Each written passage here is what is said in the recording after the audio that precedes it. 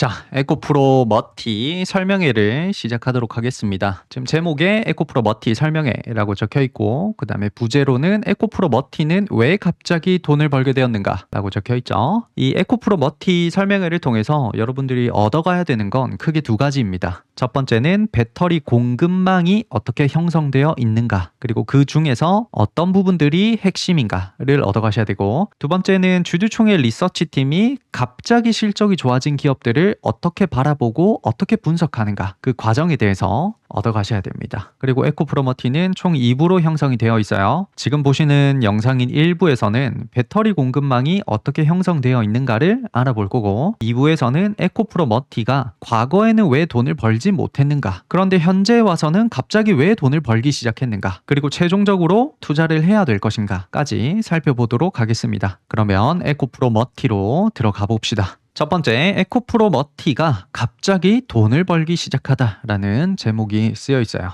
분기 실적을 한번 보면 24년도 1분기, 24년도 2분기, 3분기, 4분기 다 해서 적자를 기록했어요. 굉장히 안 좋았죠. 그리고 25년도를 봐도 25년도 1분기 적자, 2분기 적자, 3분기 적자, 4분기에 아주 조금 흑자로 돌아왔습니다. 그리고 26년도 1분기에 갑자기 영업이익이 플러스 157억이 찍히면서 뭔가 분위기 반전에 지금 성공한 형태입니다. 오른쪽을 보면 매출 추이가 적혀 있어요. 22년도에는 6,600억, 23년도에는 9,500억을 벌었어요. 이때는 배터리 시장이 엄청난 호황이었기 때문이죠. 24년도부터 갑자기 아주 크게 꺾이기 시작합니다. 2,998억 원, 즉 3,000억 원 정도로 매출이 3분의 1 토막이 나면서 완전히 폭락해버렸죠. 그리고 25년도에 대략 4천억 원 정도로 살짝 올라오고, 26년도에는 지금 추이로 본다면 한 6천에서 8천억 원 정도 벌 수 있지 않을까, 그렇게 보여집니다. 그래서 24년도 저점 이후에 2년 연속 매출이 지금 증가를 하고 있고, 수익이 점차 좋아지고 있고, 26년도 1분기에 갑자기 영업이익이 크게 찍히기 시작했다. 그리고 성장 모멘텀은 GEN이라는 회사를 인수했고 ESS 전구체를 판매를 했기 때문이다 라고 적혀 있는데, 이 부분은 2부에서 자세히 다루도록 하겠습니다. 그래서 어쨌든 결론적으로 이 페이지에서 우리가 알아볼 수 있는 건 25년도 말에서 26년도 1분기로 갈수록 수익성이 갑작스럽게 아주 빠르게 지금 개선이 되고 있다 라는 겁니다. 그래서 갑자기 돈을 벌고 있는데 왜 과거에는 돈이 안 됐었는지, 그리고 26년도부터는 왜 갑자기 돈을 벌기 시작했는지를 알아봐야 되겠죠. 그 전에 에코프로머티가 뭘 하는 회사인지 좀 알아봅시다. 에코프로머티는 전구체 회사예요.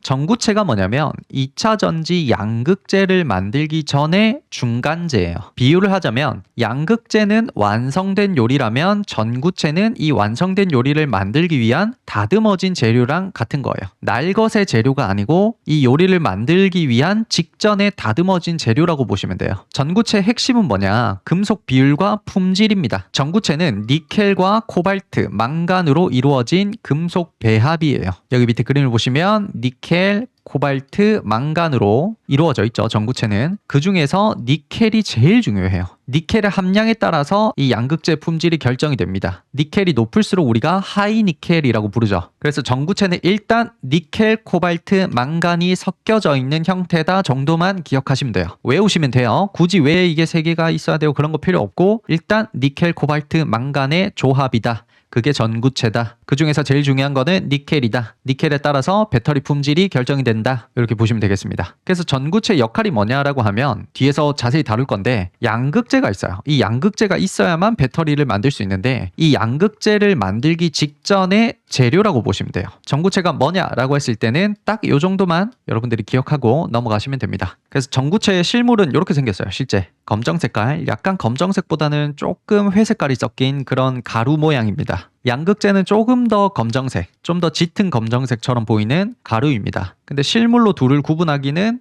우리 같은 일반인들이 쉽지는 않아요. 그래서 전구체는 이렇게 생겼고 양극재는 이렇게 생겼다 정도만 알고 갑시다. 다음, 전구체는 삼원계 배터리에 사용된다라고 적혀 있어요. 전구체가 어디에 쓰이는지를 알아보려면 결국에는 삼원계 배터리를 이해를 해야 되는데, 삼원계 배터리를 이해하려면 LFP 배터리랑 비교를 해야 돼요. 이 두 가지를 정확히 비교를 할 수 있어야 삼원계 배터리를 이해할 수 있게 되는 거죠. 그래서 한번 비교를 해봅시다. 삼원계 배터리는 아까 니켈, 코발트, 망간의 조합이거나 아니면 니켈, 코발트, 알루미늄의 조합이에요. 니켈, 코발트, 망간은 NCM이라고 하죠. 우리가 일반적으로. 여기 N자가 니켈, C자가 코발트, M자가 망간을 뜻하는 거죠. NCA는 니켈, 코발트, 알루미늄을 말하는 거예요. 그래서 삼원계 배터리는 이렇게 두 가지가 있다. 니켈, 코발트, 망간이란 말이 계속 나오고 있죠. 그래서 중요합니다. 기억을 해주세요. 이 삼원계 배터리는 에너지 밀도 측면에서 볼 때는 높아요. 에너지 밀도가 높다 보니까 오래 가고 출력이 강한 거죠. 근데 열 안정성에서는 상대적으로 좀 낮은 수치를 보여줘요. 좀 위험하다는 거죠. LFP랑 상대적으로 봤을 때 그렇다는 거죠. 그 다음 사이클 수명 입장에서는 LFP보다 좀 낮아요. 그래서 상대적으로 오래 못 쓴다는 거죠. 그리고 원가 측면에서 봤을 때 니켈, 코발트가 희소금속이다 보니까 돈이 많이 들어가요. 좀 비싸다는 거죠. 그 다음에 주요 탑재 차량 같은 경우에는 테슬라에서 좀 비싼 차량들, 그리고 뭐 BMW나 벤츠나 포르쉐 같이 전기차 중에서도 되게 프리미엄급 있죠. 좀 비싼 차들에 들어갑니다. 왜냐면 비싼 차들은 출력이 높아야 되고 장거리 운행에 적합해야 되기 때문에 이 삼원계 배터리가 들어갈 수밖에 없는 거죠. 그래서 삼원계 배터리를 제일 잘하는 공급망은 한국과 일본입니다. 둘 중 하나만 선택하라면 한국이 더 잘해요. 그리고 전구체는 삼원계는 필요합니다. LFP로 가봅시다. LFP는 리튬, 철, 인산염을 합쳐서 만든 배터리예요. 에너지 밀도는 삼원계에 비해서 확실히 낮아요. 그러다 보니까 삼원계에 비해서 오래가지 못하고 출력이 조금 더 낮은 거죠. 대신에 열 안정성에서는 확실히 삼원계보다 높아요. 더 안전하다는 거죠. 우리 전기차 사고 났을 때 막 배터리 불타는 거 보면 이쪽이 조금 더 안전하다는 거죠. 그리고 사이클 수명에서는 얘가 확실히 높습니다. 좀 더 오래 쓸 수 있다는 거죠. 그리고 원가 측면에서는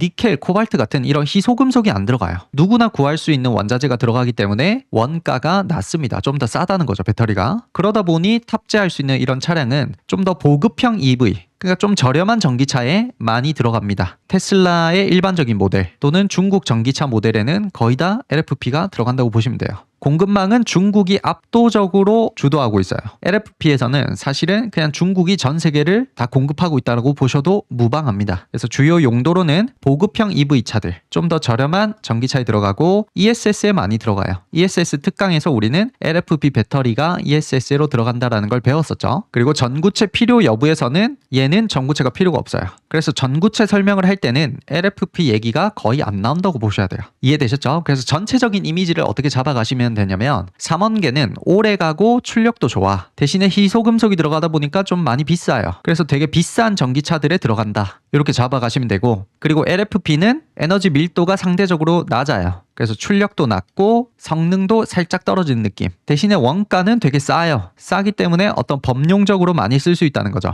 그래서 약간 저가형 전기차에 많이 들어간다. 그리고 이 전구체 필요 여부는 여기서 말하는 전구체는 하이니켈 전구체를 말하는 건데, 하이니켈 전구체는 사실상 삼원계만 들어가고 LFP에는 안 들어간다. 그렇게 보시면 되겠습니다. 그러면 우리는 지금 전구체 기업을 공부를 하고 있죠. 에코프로 머티. 그러다 보니까 LFP 얘기는 거의 안 하고 삼원계 쪽에서 얘기가 굉장히 활발하게 이뤄질 것이다. 그러니까 전구체라는 건 사실은 좀 비싼 배터리에서 얘기가 나오는 거구나. 그 정도로 개념을 잡고 가시면 되겠습니다. 그러면 우리가 기사를 읽을 때 자꾸 하이니켈 배터리, 하이니켈 양극재라는 말이 계속 나와요. 이게 무슨 말인지를 이해를 하고 가야 됩니다. 아까 삼원계 배터리는 두 가지 종류가 있다고 했죠. 비싼 배터리, NCM이랑 NCA가 있어요. NCM은 니켈, 코발트, 망간을 합쳐서 만든 게 NCM. NCA는 똑같이 니켈, 코발트는 들어가지만 마지막에 알루미늄이 들어가요. 그래서 A자가 들어가는 거죠. 이렇게 두 가지가 있어요. 실제로 두 가지가 삼원계 배터리의 대부분을 차지하고 있는데, 이 두 가지의 글로벌 점유율을 보면 사실상 NCM이 아주 우세합니다. 그러니까 대부분 NCM으로 만든다고 보시면 돼요. NCA는 비율이 좀 작은 편이에요. 아마 시간이 가면 갈수록 NCM이 더 많아질 것 같아요. 그렇게 알고 계시면 돼요. 그러면 하이니켈 양극재가 도대체 무슨 말인가 라고 하면, 니켈 함량이 80% 이상인 삼원계 양극재를 뜻해요. 하이가 무슨 말이에요? 영어로 높다라는 뜻이죠. 그러니까 니켈이 많이 들어갔다라는 뜻이죠. 그래서 하이니켈이란 말은 니켈이 많이 들어간 양극재를 말하는 거구나, 이렇게 보시면 됩니다. 그러면 하이니켈 양극재가 왜 중요한가라고 하면, 니켈 함량이 많을수록 에너지 밀도가 높아져요. 그러니까 훨씬 성능이 좋은 배터리를 만들 수가 있다는 거예요. 그러다 보니 삼원계 배터리 안에서만 볼 때는 전부 다 지금 하이니켈로 가고 있어요. 니켈 함량을 어떻게든 더 높이려는 식으로 연구가 활발히 진행이 되고 있다는 거죠. 그러면 하이니켈 양극재를 만들기 위해서는 이 양극재의 재료가 되는 게 뭐였죠? 아까 전구체였죠. 그래서 사실은 최종 양극재 품질을 결정할 때 전구체가 되게 중요한 역할을 하는 거예요. 그래서 하이니켈 양극재를 만들기 위해서는 하이니켈 전구체가 필요하게 되는 거죠. 그래서 밑에 보시면 배터리 제조 흐름을 제가 잠깐 써놨어요. 뒤에서 아주 자세히 다루게 될 겁니다. 처음에 원자재가 있겠죠. 니켈, 코발트, 망간 같은 그런 원자재가 있는데 얘를 가지고 전구체를 만들어요.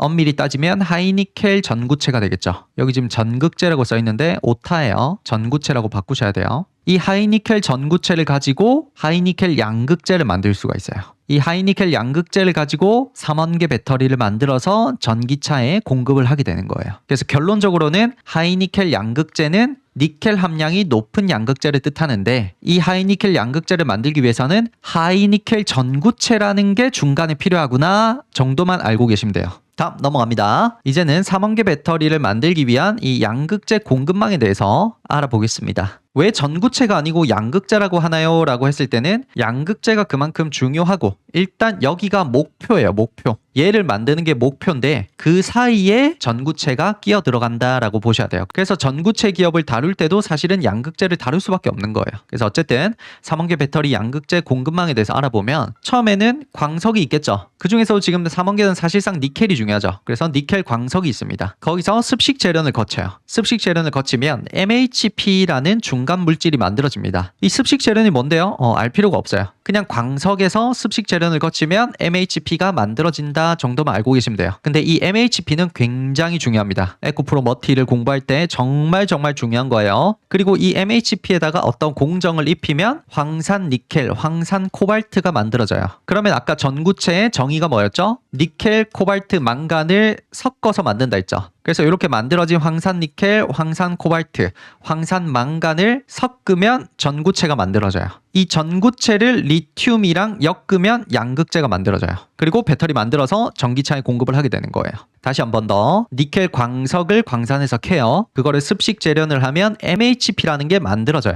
왜 가루로 만들 수밖에 없냐면 운송을 해야 돼서 그래요. 운송하기에 제일 편한 게 가루 형태이기 때문에 가루로 만드는 거예요. 뒤에 있는 가루들도 다 똑같은 이유로 가루로 만드는 거예요. 그래서 MHP라는 요 녹색 가루가 만들어져요. 얘를 한국에 가져와서 어떤 공정을 거치면 황산 니켈, 황산 코발트를 만들 수 있어요. 그러면 황산 니켈, 황산 코발트, 황산 망간을 섞어서 전구체를 만들 수 있어요. 이 전구체에다가 리튬이란 걸 섞으면 양극재가 만들어지고 그 양극재로 배터리 셀 만들고 전기차에 공급한다. 이렇게 보시면 돼요. 그러면 3번에서 MHP가 뭐냐라고 하면 혼합 수산화물이라고 부르는 건데 얘는 쉽게 말하면 이 니켈 광석을 녹여서 니켈과 코발트만 다시 뭉쳐낸 가루예요. 그러니까 조금 더 농축되었다고 보는 게 맞겠죠. 이 광석 그대로 배에 실어서 한국에 온다고 생각을 해보세요. 부피가 너무 크죠. 너무 비효율적이죠. 그러다 보니까 이 광석을 캐고 나서 바로 습식 재련을 거쳐서 MHP라는 조금 더 농축된 가루로 만들어주는 거예요. 그 상태로 한국으로 이제 배송이 옵니다. 실제로. 그러면 이 상태로 배송을 받아서 황산이라는 걸 섞으면 이 오른쪽에 있는 청록색 색깔인 황산 메탈이 만들어져요. 황산 니켈, 황산 코발트, 황산 망간을 합쳐서 황산 메탈이라고 부르는 거예요. 왜 이런 공정을 거쳐야 되냐면 이 MHP 안에는 니켈 함량이 높은 가루로 왔다고 해도 실제로 다른 것들도 섞여 있어요. 그러다 보니까 완전히 고순도의 니켈과 코발트를 만들어내야 돼요.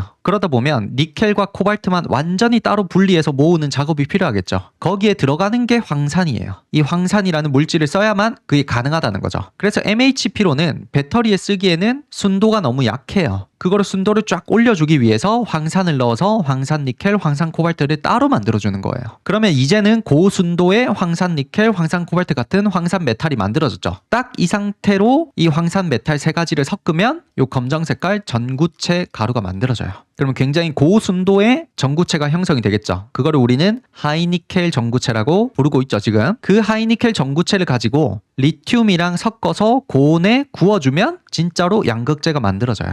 그래서 실제로 양극재 공급망에서 제일 중요한 거는 MHP부터가 중요한 거예요. MHP가 굉장히 중요하고 얘를 사와서 황산 니켈로 다시 한 번 더 바꾸는 공정이 굉장히 중요하고, 얘를 합쳐서 전구체를 만드는 과정이 굉장히 중요하고, 그 다음에 이 전구체를 가지고 리튬과 함께 고온에 구워서 양극재로 만드는 이 공정이 굉장히 중요합니다. 그래서 3번, 4번, 5번, 6번이 사실상 양극재 공급망에서 아주 핵심이라고 보시면 돼요. 이 자원 채굴 같은 건 아무나 하는 거예요. 그냥 광산만 있으면 채굴할 수 있습니다. 습식 재료도 중요하긴 하지만 비교적 3번, 4번, 5번, 6번에 비하면 중요성이 조금 떨어지는, 그렇게 보셔야 돼요. 그러면 에코프로 머티가 돈을 벌게 된 이유는 이 3번, 4번, 5번, 6번 사이에 뭔가 어떤 공정에서 돈을 벌고 있다는 뜻이겠죠. 그거를 2부에서 자세히 다루게 될 겁니다. 그러면 MHP, 황산니켈, 전구체, 양극재 실물이 어떻게 생겼는지를 제가 가져왔어요. MHP는 광석에서 니켈이랑 코발트만 좀 더 많이 모아놓은, 그러니까 농축시킨 가루라고 보시면 돼요. 그래서 지금 이 이미지는 고운 가루처럼 생겼는데 실제로는 조금 더 물기가 있는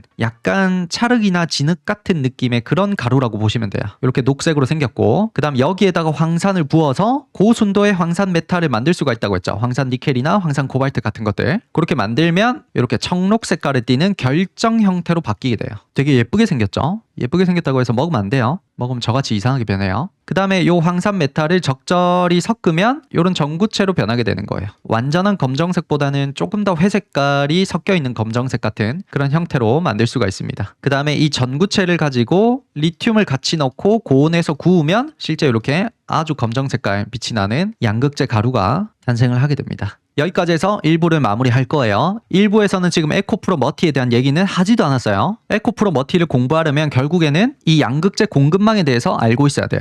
이 양극재 공급망을 공부를 하려고 했더니 삼원계 배터리 자체가 무엇인가, LFP랑 어떻게 다른지를 알아야 됐고, 그리고 양극재 공급망 안에서 MHP가 뭐냐, 그리고 왜 황산 니켈을 만드느냐, 그리고 그거 가지고 전구체 어떻게 만들고 그 전구체로 양극재 어떻게 만드는지를 지금 다 알아봤어요. 딱 이 정도만 기억하셔도 여러분들은 일반인들 기준에서 배터리 공급망에 대해서는 상위 1%의 지식을 갖추게 되신 거예요. 다소 복잡하고 좀 어렵더라도 영상을 여러 번 돌려보면서 실제로 내가 필기를 한번 해보세요. 요 그림 같은 거는 영상 보시면 이해가 되니까 이런 사진이나 그림 같은 거는 굳이 넣을 필요가 없죠. 그냥 글로 1번 광석, 2번 습식재련, 습식재련 해서 MHP 만들어, MHP에 황산 섞어서 황산 니켈, 황산 코발트 만들어, 황산 니켈, 황산 코발트, 황산 망간 섞어서 전구체를 만들어, 전구체에다가 리튬 넣고 고온에다가 구우면 양극재가 만들어지네. 이런 거를 차근차근 남에게 설명하듯이 한 번씩 써보세요. 그렇게 하면서 양극재 공급망에 대해서 대부분 이해가 되셨다면 이제 에코프로 머티에 대해서 완벽하게 이해할 수 있는 기반이 갖춰지게 되신 거예요.